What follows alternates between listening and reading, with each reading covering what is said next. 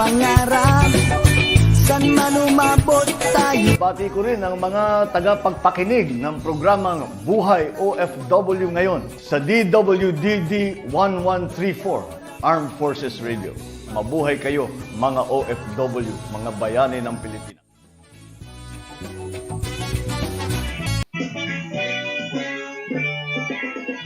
Gagaling kita sa aking mga pangarap. Saan man umabot tayo ay liligaya. Sa liwanag ng buwan tayo nagsimpaan. Lagyan mo lang ng ibig ating pagsansuni. Okay, magandang buhay Luzon, Visayas, Mindanao. Narito naman po tayo sa programang Buhay OFW ngayon, siyensya, teknolohiya, at iba pa. At syempre po, isang oras na lang po tayo magkakasama-sama. At maraming salamat sa ating intro music by Coley Herb. Rockista Live Lambingan ng mga OFW. Thank you so much po sa ating music. Of course, copyright po yan. Kasi allowed po tayo na magpatugtog niyang kanta ng Coley Herb. Kasi yan ay ating anak-anakan.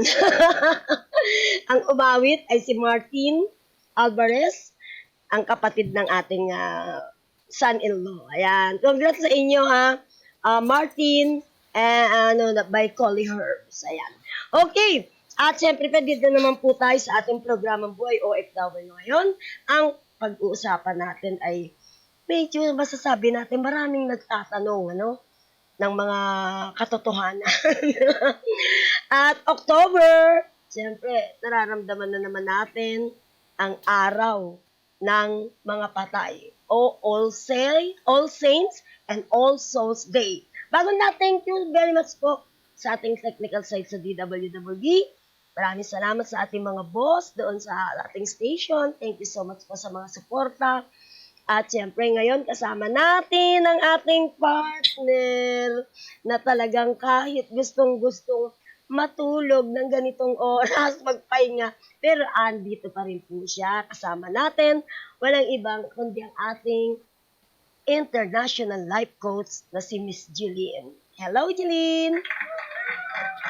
Yan, magandang hapon, magandang gabi, magandang umaga sa ang panigman ng mundo, Luzon, Visayas, Mindanao. Sa lahat po ng ating mga tagapakinig at nanunood sa atin, lalong-lalo na po dyan sa Middle East, sa Saudi Arabia at saka sa Dubai. Bukas ay mag-i-start na po ang aking coaching, no?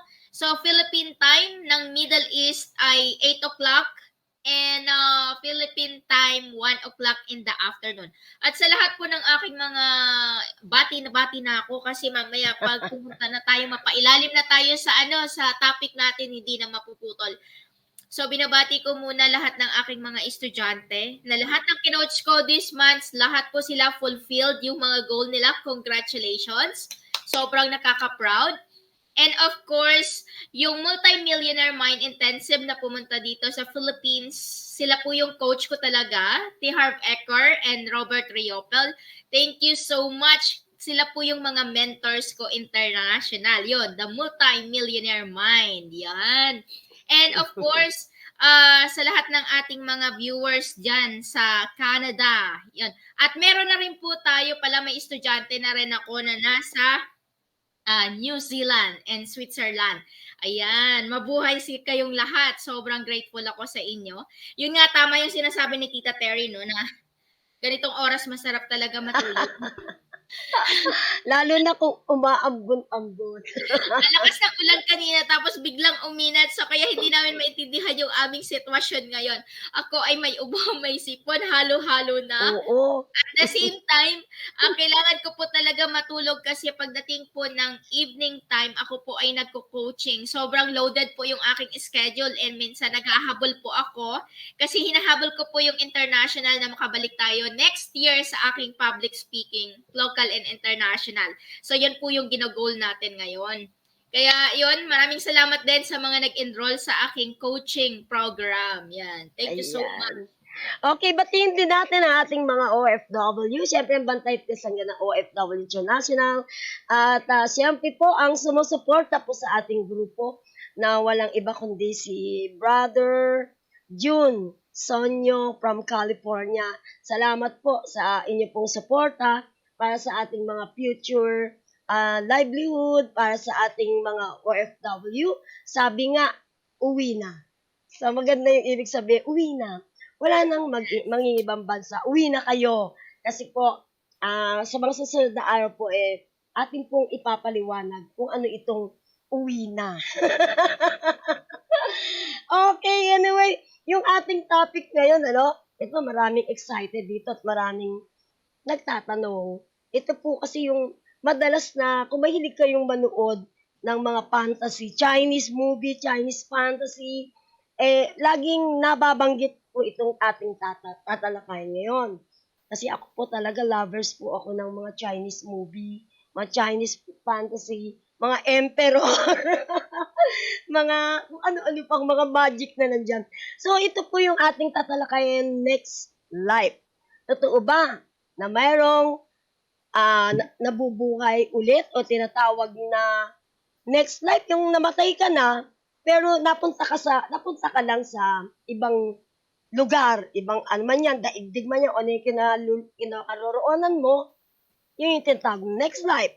At yung isa naman po ay reincarnation. Totoo ba na pag ang tao ay namatay, mabubuhay na muli, pero sa ibang katauhan, o maaring sa hayop, pangit pag sa hayop ka napunta, at siyempre, mas maganda yung tayong papipiliin, sino ang gusto mong maging kung ikaw ay mabubuhay ulit or reincarnation. Ako siguro gusto kong maging empress. Queen. Okay, ito nga ating partner. Ano ba ang gusto mo pag ikaw ay na-reincarnate? Okay, habol-habol pala muna tayo. Hello kay Engineer Sige lang. Engineer Landro Garcia ng Palawan. Yan yung aking masipag na engineer na lahat po ng mga kalupaan natin dyan sa Palawan, siya po ang nagmamanage sa lahat po ng ating mga kliyente. Maraming salamat, engineer, sa sobrang sipag nito. Talaga sobrang tiyaga, 24/7 tinatrabaho. And hello kay Captain Joseph Katapang from Ternate Police Station. And of course, to Major Sinoon sa aming masipag na Major Station. Thank you din, Angel, no? Yes, and kay Miss Angel, thank you po sa pagbibigay ng aking ID ng KBP. Yes, may ID na talaga ako.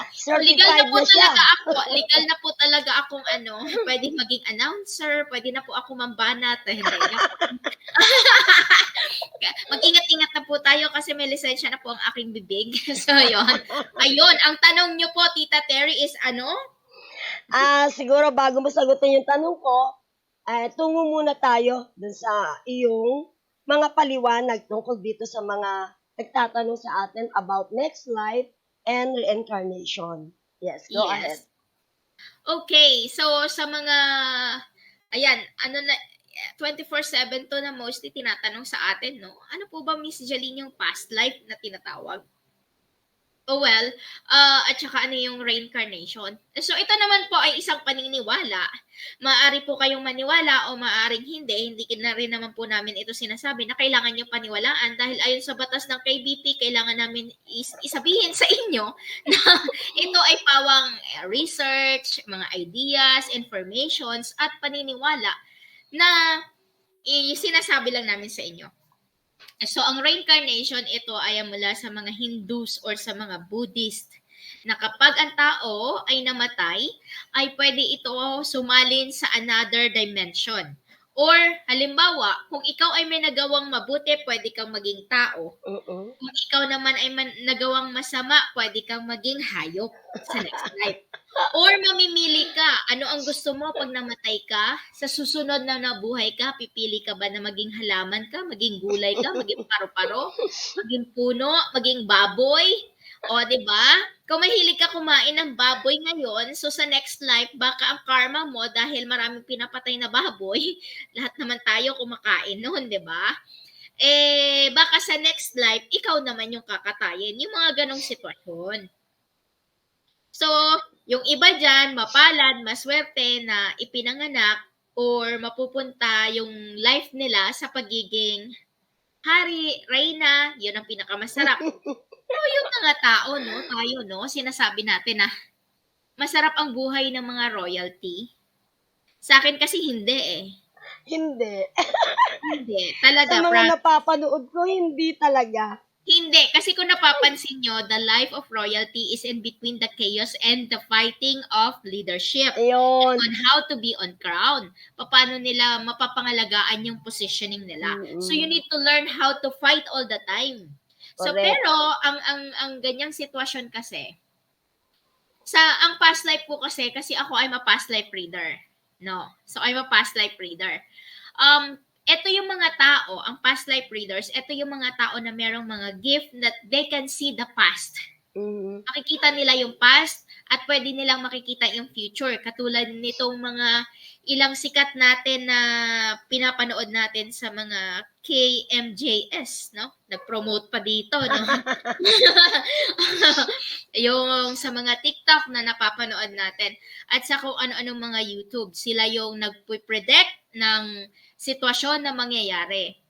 But to be honest, minsan, tingnan din natin yung angulo kung dapat nating paniwalaan yung mga bagay-bagay.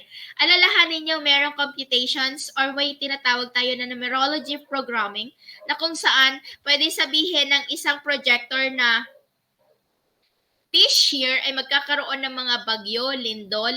Pero titingnan mo yung pattern. Meron po kasi yan, di ba? Katulad yan sa volcanic, may mga test po yan na makikita nila ahead na possible yung may mga tao na meron silang connection doon and behind them are the people who are telling them to tell the world na ito yung mangyayari.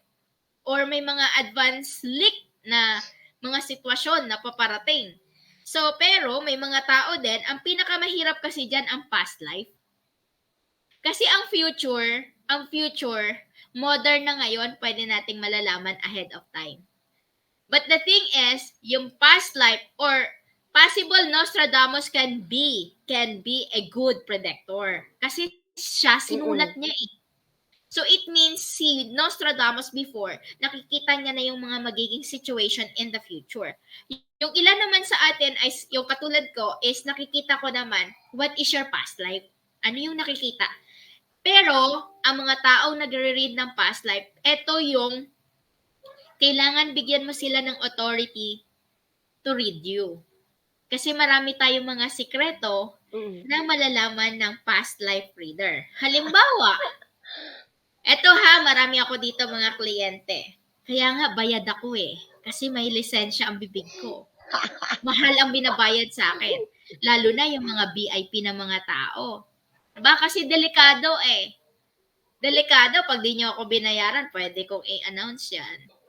Sino yung naging kabit mo. Marami. Alam nyo kung sa kasalanan lang, madami ako na-discover na kasalanan. Kaya grabe ako mag-pray.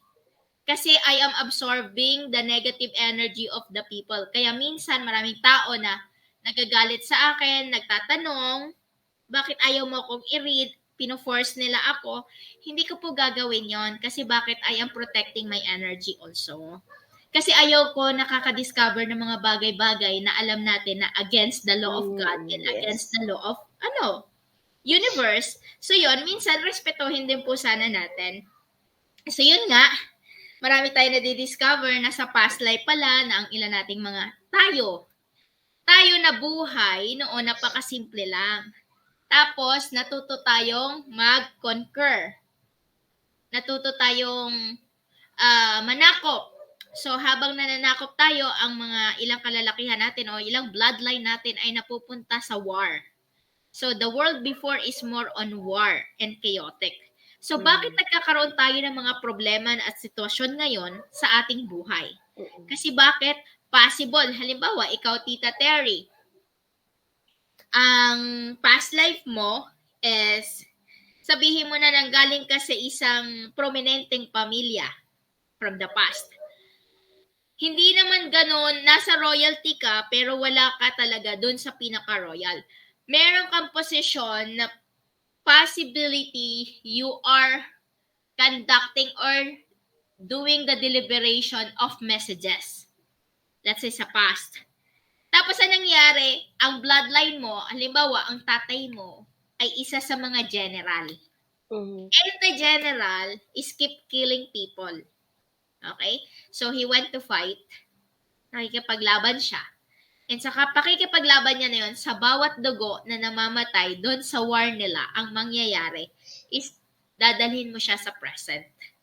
So, kung dumadaan ka man ngayon sa mga pagsubok, halimbawa, ilang beses ka nabigo sa love life. Yan. Pwede maging possible yun. Kabayaran yun. Ilang beses kang inutangan at hindi ka binayaran. Eto, hindi ko pa sinasabi na wag nating singilin yung may mga utang sa atin at kayo naman ang utang, hindi ko naman sinasabi na wag kayo magbayad. Hello, naghihirap din kami. Pinaghirapan din namin yung mga kinikita namin.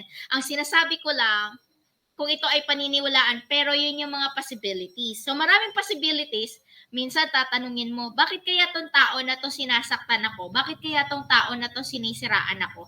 Kung malaya lang yung pag-iisip ng tao na, kaya pala tayo chinichismis ng tao na to, kasi pwedeng pinutulan mo yan ng dila ng past life. So ngayon gumaganti siya sa present. Yung mga ganon. So reincarnation, although nagkaroon lang ng improvement. Yung mga ganon, naging chismosa siya, yung mga ganon. Di ba? Or may mga tao naman na halimbawa, madalas siyang manakit sa past life. So nung naging in present life, naging hayop siya. Halimbawa, kalabaw na laging nilalatigo para mag-araro. Yung mga ganun. So, may mga ganyang paniniwala sa past life and reincarnation. Okay. So, ibig sabihin din ba yan, sino sa palagay mo ang nagde-decide ng ating kapalaran kung saan, kung sino tayo sa ating yung next life, no? Yung muli mong pagkabuhay or reincarnation. Sino ang nagde-decide yan? Yan ba parang hawak din ng may likha o ng creator natin? Okay. Based dun sa mga napapanood natin, mga fictions, mga fantasy, mga always there is God pa rin. Syempre. Yes. They always ask to God na someday, pag namatay ako, gusto ko maging ganito. Or, di ba minsan may mga lovers na nagmi-meet sila na nangyari sa past, tapos sasabihin niya, I will serve you on the next life. I will love you on the next life. Di ba may Itutuloy nila yung kanilang And kung naudlot. napapansin nyo, mamamatay sila. And then mangyayari, mamamatay sila, they're going to heaven. Di ba? And then God, mangyayari doon sa heaven, parang meron silang gagawing sitwasyon na ipapatapon sila sa world. So, ganun. End of the day, there is nothing is energy, universal law in this world without God. Di ba? Yan lang yan eh. Kasi it's most powerful yon. So, whatever we believe, it's always there is the most highest entities or belief or there is a creator who's creating everything. We cannot decide what kind of life what we are going to do on the next life. Ayun ay depende siguro. Sa akin kasi naniniwala ako kung ano yung nagawa mong kabutihan, yun yung kapalit Parang sa ngayon, sa present life, katulad yan, we always suffer, we always experience suffering, we always helping people. Pero on the other side, minsan magsisisi ka kasi tumutulong ako, pero bakit nung ako nangangailangan walang tumutulong sa akin? Yes. Bakit hirap na hirap ako? Pero sometimes, there are some reason that God gave us those things kasi alam ng God na He's creating something for us. What's the matter is we are educating or we are taught to be patient and to understand what is the life pattern para makuha natin yung mga ina-achieve nating mga goals. Ayun. Okay. Ito pa yung katanungan mula sa ating mga followers and viewers. Yung kung ikaw ba ay, alimbawa, tayo daw ngayon na nabubuhay, tayo pa ay reincarnated? Paano natin malalaman na gano'n, na tayo ay nabuhay lang muli sa ibang katauhan? Yan ba mapipil mo o wala talaga exactly wala kang alam kung ano yung past life mo. Actually, in my own opinion, to be honest, I've been doing this past life for more than 15 years na, almost 20 years na. Ang nakikita ko kasi as part of my practice is kailangan kong mag-meditate every day. And then, minsan if I'm doing visualization or magme-meditate ako, I will ask, send me to this year. Tatanungin ko yung sasabihin ko sa sarili ko. And then, doon sa moment na yon, halimbawa, year of 1896. I'm going back to year of 1896. Ano ang mangyayari? Ipapakita sa akin doon, may na-meet ako na isang lalaki, tapos tong lalaki na to ay isang prinsipe. Ganon. Isang prinsipe. And then, mai-inlove ako sa prinsipe na to. And then, it so happened, actually, meron akong drawing na I saw him in my past life. I saw him in my past life. So, I drew him 2017. 2017, to be honest. This is a reality and nangyayari to ngayon sa buhay ko. Tong taon na to, drawing ko siya 2017. Okay. Okay. I don't want to make story here kasi baka magulo yung buhay ko, to be honest. This is a very private, pero drawing ko tong tao na to 2017. Kasi nag-meditate ako sa Singapore. Nakita ko siya na he is my past life husband. Okay? So, my past life husband, but he died. He left me from the past na I was pregnant, and when I give birth, I am alone and he left because of his ambition from the past. He wants to be a general. Sinubukan niyang umakyat doon sa bundok sa parang kaharian para mag-apply. Ang problema, kinagat siya ng ahas sa paanan ng bundok, namatay siya. Hindi niya ako nabalikan. Ayun. So I suffered. Me and my child, we suffered. So I said, and then I have some people na I saw it in my past life na kung saan ilang general, ilang tao yung na-meet ko at ilang tao yung mga sinaktan ko, and I saw them in the present life. This is reality.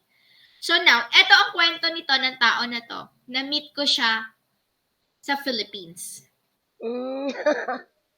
So he is part of my life now. So, huwag kayo magtanong about love life ha. It's a long story. Huwag niyo akong i-issue. Sinasabi ko lang sa inyo. Behind that, there is another story. Okay. So, I'm just saying lang na whether you like it, nangyari sa akin or nangyayari sa inyo. Pero there is another example. Naalala mo yung kinuwento ko sa'yo? Yung our Miss Universe ngayon, 2023, Michelle D. Remember na yung tatay niya hinintay ako na ma-meet 3 years? Na nakarating ako sa Philippines, so we met. And then, ni-read ko siya. Pinas life reading ko siya. Ano sinabi ko sa kanya? The father of Michelle D is Derek D. The past husband of Melanie Marquez. Diba? So, nangyari, diba, naalala nyo, meron kami nito may show kami nito na sinabi ko doon na Derek was married to a queen from the past. Tapos, hindi ko alam na asawa niya pala si Melanie Marquez. But then, sabi ko, you separated. You know why? Because the queen died in your relationship, during your relationship. So, pinapakinggan niya lang ako. And then, sabi ko, you have 2 child with the queen.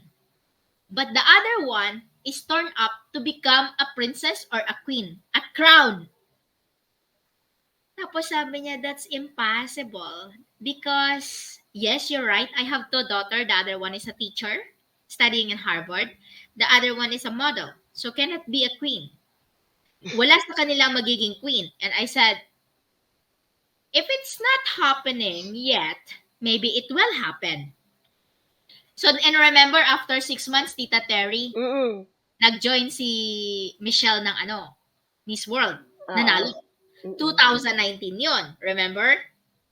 And ngayon, Michelle won again as a Miss Universe Philippines 2023. So now, and I said to Derek, there is a place that Derek said no one went to that place. Only them. How come alam ko?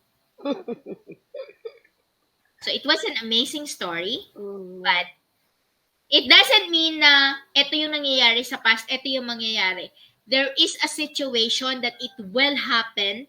Bakit nangyayari to sa sitwasyon mo ngayon sa present? Kasi ibig sabihin may nangyari sa past. Nagkataon lang na nagkakaroon lang ng another perspective o situation. Pero I think it's true.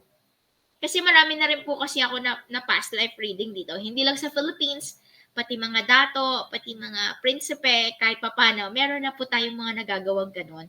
So that's why some of the Chinese people, naniniwala sila sa past life. Kasi it will help them in the present, lalo na pagdating sa mga businesses and life situation nila. Kaya nga may mga tao na masyadong open-minded, yung mga ideas nila, pagdating sa mga problem, that's why they learn how to accept it easily. Mas maganda, kasi ang tao minsan, alam mo kung ano madalas tanongin? What do you want to know? Your past life or your future? Sasabihin ng tao, hindi ko kailangan ng past. Gusto ko malaman kung yayaman ako sa future. But don't you know, to be successful, kailangan mo malaman ang nakaraan mo. Kasi sa nakaraan mo, makiklear mo siya sa present mo, pwede mo siyang ayusin sa present mo. Now, kung nag-meet kayo ulit at inulit-ulit mo na naman ang sitwasyon ng past, you will die again and you will suffer for the rest of your life. Hindi ka mag-grow. Kasi bakit? Hindi mo nabayaran yung kasalanan ng karmic mo sa past na ngayon ginawa mo ulit sa present. Pero, ito ay mga guide lang. Kaya nga siguro marami nang hula sa atin, di ba? Kasi ang panghuhula, ito ay isang guide. Pero hindi po ako manghuhula, Kasi mahabang practice po ito.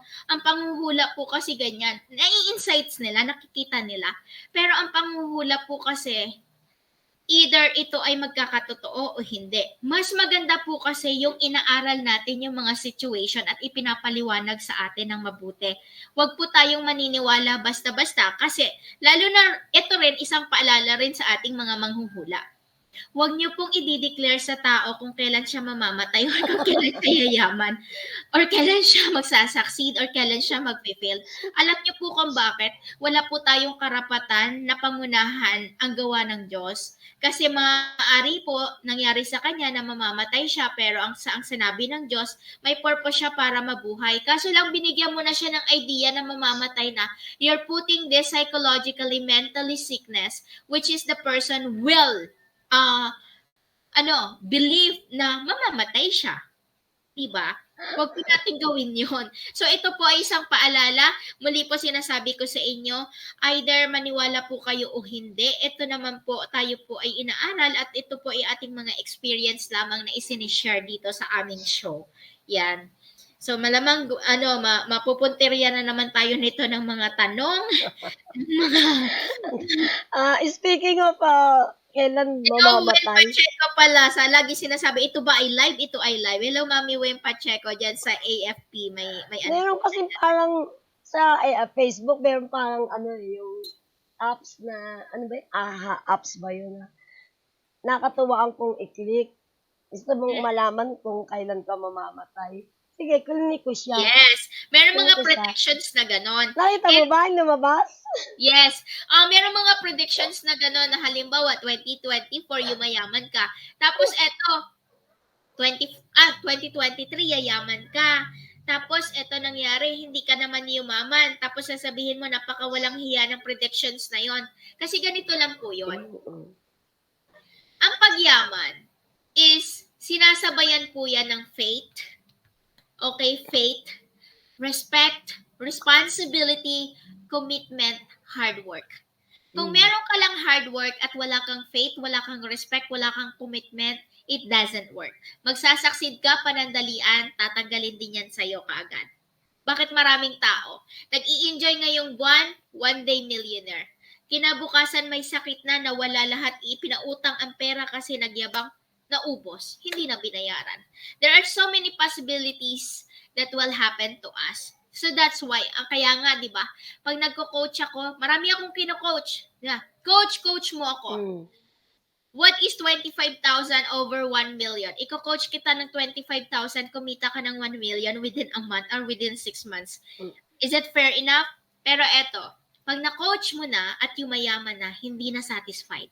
They want more. They want more. More. Ano nangyayari?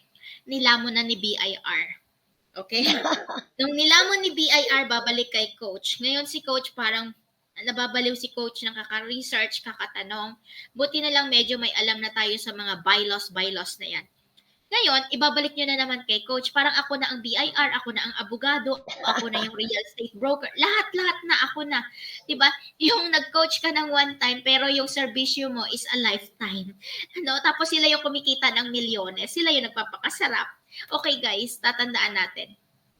Pag naging successful po tayo, i-balance po natin. Dapat matuto rin po kayo magbigay. Meron kayong law of giving. Meron kayong self-love. Meron kayong financial freedom account. And meron kayo dun sa businesses nyo. Huwag nyo po halimbawa, kumuha kayo ng pera agad. Di ba lagi ko, ito i-generalize natin mula sa reincarnation, sa past lives, sa money. Lagi nyo pong tatandaan, you need to have at least a money jar. Yes. Na lagi Meron ako niyan. Eto, puno ng... Okay. So, maglalagay po kayo ng mga hindi po pwedeng ubos-ubos biyaya tapos bukas nakatunganga. Tapos sasabihin po natin na mahal ang bigas dahil sa gobyerno. Actually, papalitan man yan ng presidente, lumayas na lahat ng senator dyan ng Congress. Kung ang ugali mo ay hindi ka pa rin marunong mag-save para sa sarili mo, hindi ka pa rin marunong balance ng financial mo, is still useless.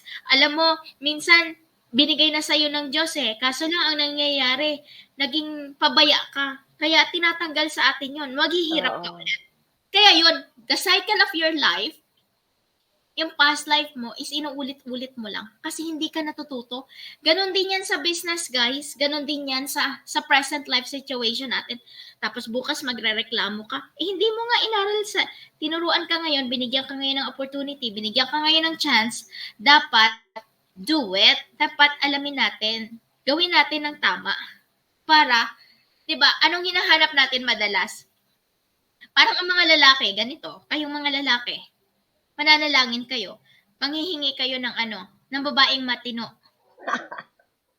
O ang mga babae din, maghahanap ng mga lalaking matitino. Nung nandyan na binigyan ka ng Diyos ng matino, anong ginawa mo? Naging irresponsible ka. 'Di ba? Hindi mo pinahalagahan yung hiningi mo. Ngayon tatanggalin sa iyo 'yon. Maghahanap ka naman ng another na babae or another lalaki. Ngayon, yung nasunod mong nakuha, hindi na matino. Ngayon, mananalangin ka ulit ng matino. Sasabihin ng Diyos, ano ba talaga? Diba? Yung mga bagay na ibinibigay sa atin, actually, paulit-ulit lang yan. Depende yun sa law of attraction na hinihingi natin. Kung ano yung ina-attract natin, yun ang nangyayari. Ayun. Pero to be honest, we are designate and we are designed to a one person. A matter na bakit nag-uulit-ulit lang, kasi hindi tayo natututo. The same person yung dumarating sa atin.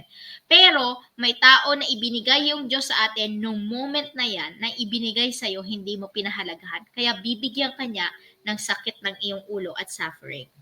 So we need to be careful on what we wish for. Yes. Ayan ang dami niyo na natutunan sana ang buhay niyo itama niyo. Yun ang sinasabi ni partner, no? Kung ano yung mga pinaggagawa nyo sa past life. Parang pagdating ng next life, parang marireverse. Yes. Katulad nga, 'di ba? Kung matutunan mo na lang din naman na manalangin, at kung matutunan mo na lang din naman pahalagahan yung buhay mo ngayon, gawin mo na. Gawin mo ng practice. Kasi kahit paano, nababawasan yung kasalanan mo. Pero kung natutunan mo na, tapos paulit-ulit mong ginagawa, mas malala pa, ano ka na? 'Di ba? Katulad niyan. Halimbawa, yumayaman ka. Pero ang pagyaman mo, kinukuha mo sa gambling. Marami kang niloloko ng mga tao. 'Di ba? tatandaan mo, ang cycle of wealth is 7 years. Kasi nakakonect yan from our chakral formation sa katawan. Mula sa root chakra hanggang sa crown chakra. So now, those 7 cycles, dapat, halimbawa, pag nag-7 cycle na, kung napapansin natin, on the 6th year ng success natin, medyo bumubulusok na tayo, bumababa na. Dapat sa 5th year pa lang ng cycle natin ng wealth, alam na natin yung gagawin natin. Dapat paghandaan mo na yung sitwasyon na mangyayari sa'yo. Kaya nga maraming mga consultant yung mga negosyante. Kasi alam nila kung kailan tataas, bababa yung ng sales nila and production nila.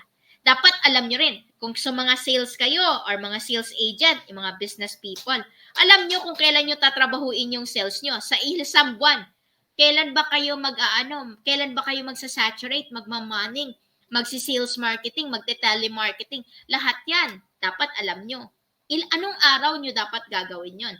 And then, kailan kayo magsisales? Kailan kayo hahakot ng benta? Kailan kayo magpapareserve? Dapat alam nyo rin yan. Oo. Diba? Tatahimik lang tayo. Pa-coach-coach lang kami dito. Pero hindi ibig sabihin na puro pera po yung kino-coach ko dito. Okay. Meron tayong tanong mula sa bansang Qatar. Ito yung ating mga kaibigan sa Qatar. Sabi niya, Ma'am Jeline, kung kami ba ngayon mga OFW pa rin kaya kami sa next life? Ito, may kwento ako regarding yan sa OFW kasi ang pinsan ko ay nandyan sa Qatar. Ay, Ate Rhea. Hello po sa mga taga-Qatar. Maraming salamat. Dito yung Qatar, Ganito hello. po yun. Alam niyo po, depende po yan. The way how you serve now. And ano po talaga yung pinapangarap mo. Maaaring pinagtatrabahuan mo ngayon yung magiging buhay mo in the next life. Kasi hindi ibig sabihin, katulong ka ngayon, katulong ka sa next life. Yes. Paano kung minamaltrato ka ng amo mo ngayon? Eh di ba baliktad kayo sa next life? Siya naman yung maltratuhin mo. Hindi, joke lang. Huwag po nating gagawin yon. Lagi po nating isipin na ganito. If we aim next life, parang ganito lang po yan. Isang magulang, kung ano ang ginagawa ng magulang ngayon, yun yung magiging future ng mga anak niya. Yan yung we will consider that as a next life. Kung ano yung ginagawa mo ngayon, di ba ano nga sabi ni Buddha? When Buddha left everything, kasi si Buddha is a prince. He is a king. Iniwanan niya lahat. Diba? But he is more than a king because now, tingnan no, the whole Asia is following him. Before, isang kingdom lang yung hawak niya. So, katulad sa kanya, diba? If you want to have a future like luxury, invest your education now. Do not invest in a material thing. So, it's the same. Kung tayo po ay isang OFW at naninilbihan ngayon, gawin mo ng tama ang iyong trabaho ngayon. Yes. At manalig ka lagi sa Diyos na next life, ito po yung lagi nating, maging maingat po tayo sa ating word na tinatawag nating law of attraction. Ito po yung tinuturo ko madalas. Ano sabi? Huwag kang hihingi, lagi kang magpapasalamat. Lagi mo nang i-enjoy sa present world and present world yung hinihingi mo. Katulad niyan. Sana yumaman ako. Hindi ka yayaman. Kasi, sana Lord, pagyamanin mo naman ako. Sana Lord, yayaman ako. The right word and law of attraction is this. Lord, thank you po sa kayamanan na ini-enjoy ko sa oras na to. Maraming salamat po sa napakaraming pera na naa-attract ko araw-araw. Maraming salamat po sa biyaya na aking nare-receive ngayon. Dapat ganon. Enjoy the present. Dapat kung nag-a-attract ka, you are sending this to universe. So the universe, it will send you back. Diba? Lagi ko tinuturo. Once you offer, pag nag-offer ka, always have a clean intention. Clear dapat ang emotions mo pag nagsusunog ka, pag nagbe-burn ka. Try mo lang. Burn money, yung paper money, wait 2 days, 3 days, 1 week, it will come. Depende yan sa hinihingi mo kung gaano kalaki, gaano kaliit. Pero kung manghihingi kayo, kung ayaw nyo magtayo ng kumpanya, manghingi kayo yung daily life na nagmamagnet lang kayo ng pera. Yung makareceive lang kayo everyday ng 200 pesos, 500 pesos, 1,000 pesos everyday, that is luxury. So you are magnetizing money na. Marami pang sikreto yan ang pagmamoney magnet, pero hindi ko po pwedeng i-share dito lahat. Yes, So, anyway, meron na lang tayong ilang minuto siguro. Kung ano pa yung mga hindi naitanong at gusto mo idagdag, sige, go ahead. siguro po pagdating sa mga past life natin, depende rin po yan. Meron po tayo pala dyan, yung, lalo na yung mga tinatawag na, katulad yan sa feng shui, na sinasabi natin. Muli po, isang paalala, hindi po lahat ng oras na ang feng shui ay nagsusut ito sa personality ng tao. Kung ano yung na-experience ng isa, ibig sabihin may experience mo rin. Magkakaiba po tayo ng buhay, magkakaiba po tayo ng life path. Hindi po ibig sabihin na sinabi nung na feng shui, na sinabi niya na, ito, malas daw ito sa'yo, ganyan, malas daw ito pag ginawa natin. Hindi po. Katulad po niyan, may mga nagwawalit ng pula, na malas sila. May nagwawalit naman ng green, na malas sila. So, hindi ibig sabihin that everything, it will suit to a one person only. Kasi magkakaiba po tayo ng bloodline. Magkakaiba po tayo ng pagkatao. Hindi po tayo pare-pareho.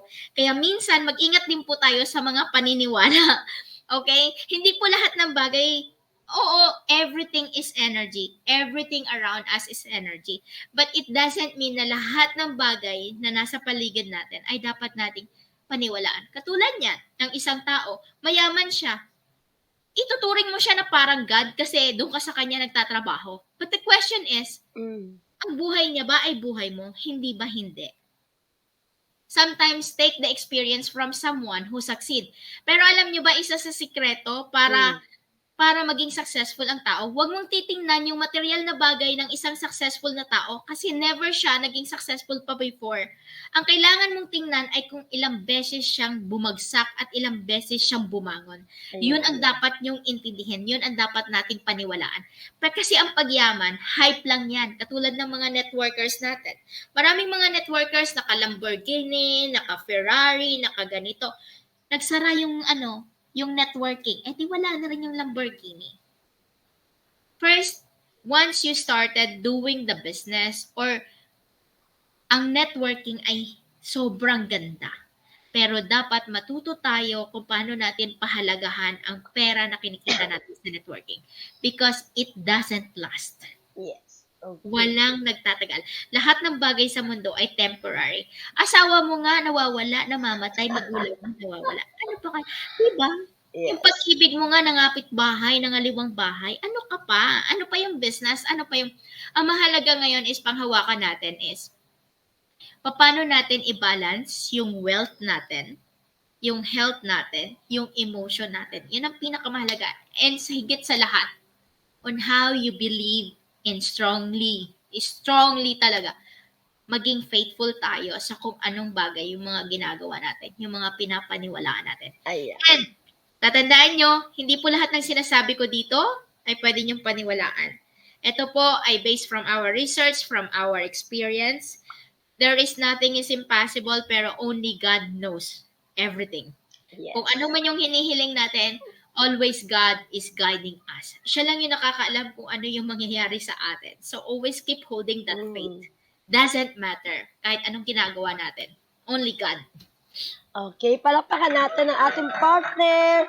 At sana po, ayan, marami po kayong natutunan sa aming tinalakay ngayong araw na ito. At sabi ng isa nating tagapakinig, si Mr. Francis, yung kasasahod mo lang, waiting ka na agad sa next sahod. Okay. Mag-share po sana ako dyan eh. Yung, katulad kanina, sabi nung, may minutes pa ba tayo? Ilang minutes pa tayo? So, meron pa tayo 2 minutes. Sige, 2 minutes. Okay. Katulad ng isang pulis, sabi niya, alam mo ba na napakaraming mga tao nagtatanga-tangahan at nauuto na nag-i-invest pero wala naman talagang kinikita. Kaya bilang pulis daw, sabi niya, hindi siya nag-i-invest basta-basta. Tama po yun. Alam niyo po, kahit sumahod po kayo ng 1,000 lang dyan, kung alam niyo po i-manage ang inyong financial literacy, ang inyong financial freedom account, malalaman niyo po na kahit piso lang yan, lumalago yan. Kaya dapat matutunan natin yung mga ganong simpleng bagay. Pero siguro po, sa susunod na po namin na topic yun, yun gagawin. And always be the magnet of the universe. Yes, okay. At syempre po, ayan, maraming salamat po sa lahat po ng ating followers and viewers sa apat na sulok ng mundo. Patuloy niyo pong subaybayan. Likes, follow, and share ang DWWD Armed Forces Radio. At syempre po ang ating Buhay OFW Virtual TV sa YouTube. At sa lahat-lahat po ng ating pong mga group chat na talaga namang ang support ng ating mga kababayan ay tuloy-tuloy. Okay po, thank you so much po sa muli nating pagniniig. Pansamantala na po kami magpapaalam. Ang ating pong partner, Miss Jeline Valenzuela, ito po si Terry Alpha Reyes, ang inyo pong kasangga ng mga OFW. Maraming salamat po.